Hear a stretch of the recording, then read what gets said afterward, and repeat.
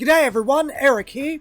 With all the chatter about the reveals of Studio Series 86 Devastator and Megatronus the Fallen being the more impressive of the two toys in my opinion, a new toy line is leaked out of Takara Tomy via solicitations, and it could be very important to the brand's future.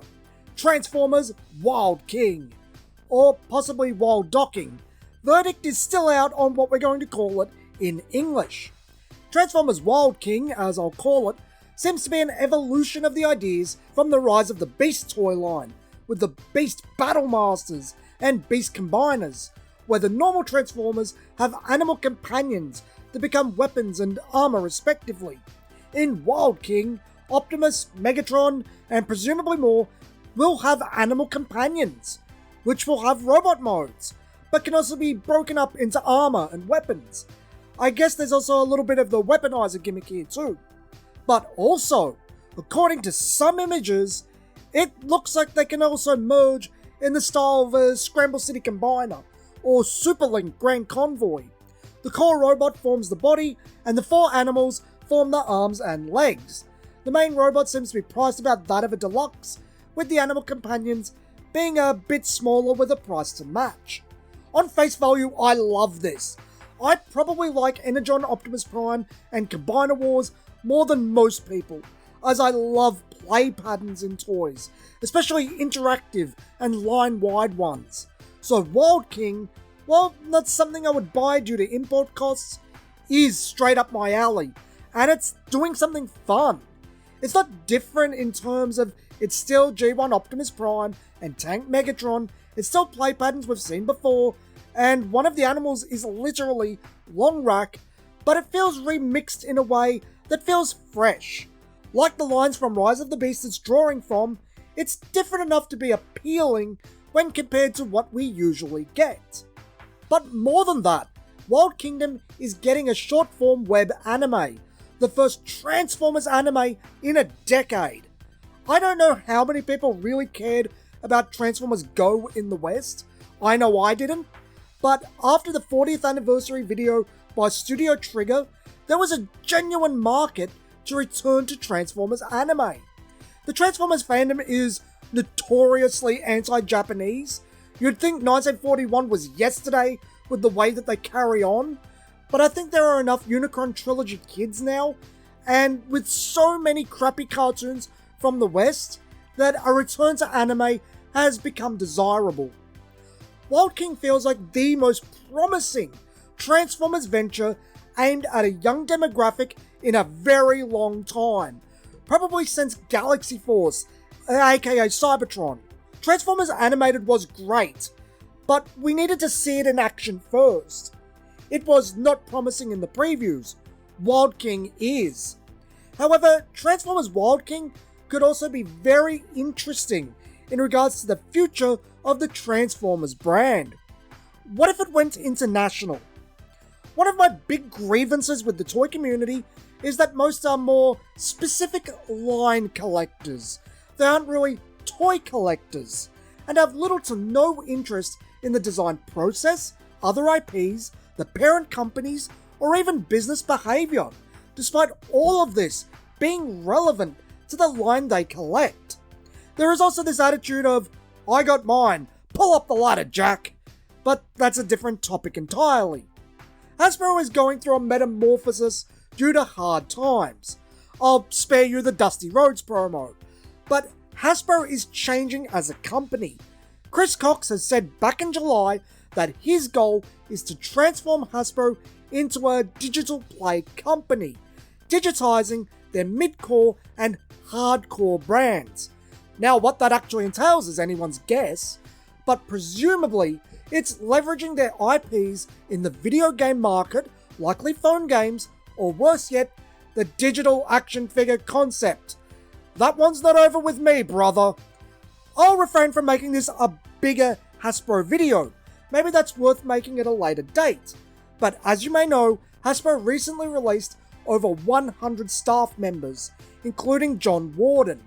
John Warden was the design director for Transformers and recently returned to the job.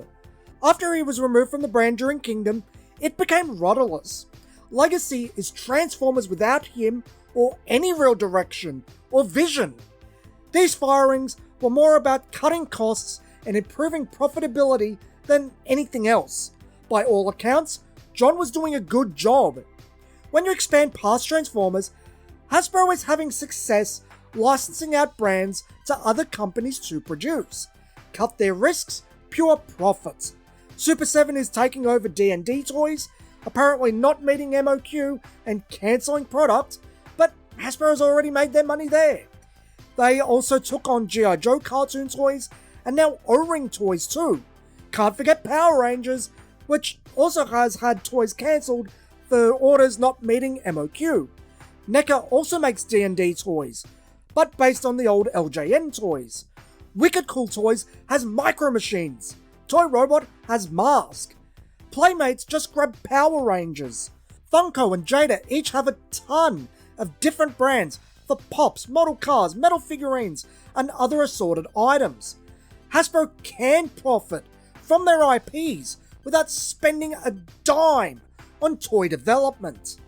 Then you have Beyblades. I'm not sure how the product is doing. I'm hearing it's both doing okay and doing very well, but the setup is interesting. From what I understand, Hasbro is just handling localization and distribution, while Takara Tomy actually runs the show. This isn't that dissimilar to the current setup for Transformers, where the design is a joint venture, but all product has Takara Tomy on the packaging, and Japan largely receives international product, with the exception of product designed for the Japanese market. It's just the packaging may differ. Hasbro can't actually license out converting Transformers toys. That's against their agreement with Takara from when the brand first started. They can license out the characters, but they just can't convert from one form into another. But what if it was just handled like Beyblades? Hasbro's kid demo toys are doing poorly. Anime is all the rage again. They want to shirk their risks. Why not just handle localization and let Takara Tomy do all the heavy lifting? The toys are already in the appropriate price points as is. It feels like a very real possibility. Well, it would if not for Cyberworld next year. So we may not see Wild Kingdom specifically go international, which is a bummer. But I do think Takara Tomy will take over the brand in due time. Hasbro is all too eager to get out of the toy development game. It feels like a natural option to take after Cyberworld fails, like most things produced for the IP have failed in the last 10 years. Generations feels like it has a shelf life, and that life is tied to the early G1 cast, 1984, 1985, and the film, as well as the Bay movies. When all the people who like Transformers for a period of time in their life, but aren't hardcore fans, the normies, have their fill, and their real Transformers shelves are complete, I worry. I worry about where the brand stands without the normies to buy product. If Transformers 1 proved anything, it's that the hardcore fans are not populous enough to keep the brand profitable on the scale Hasbro needs. And I'll be here, still without new molds for Turbomasters, Predators, Accelerators, and Sky Scorchers. My childhood, and the toys that proved the brand were still profitable with good fundamentals back in 1992 and 1993, just disregarded. All I get is an unfitting redeco for Spinister, and maybe a prime-flavoured Skyquake later down the track. Yay. Till next time, friends, this has been Eric from Toys Down Under. Don't forget to like and subscribe. Thanks for watching.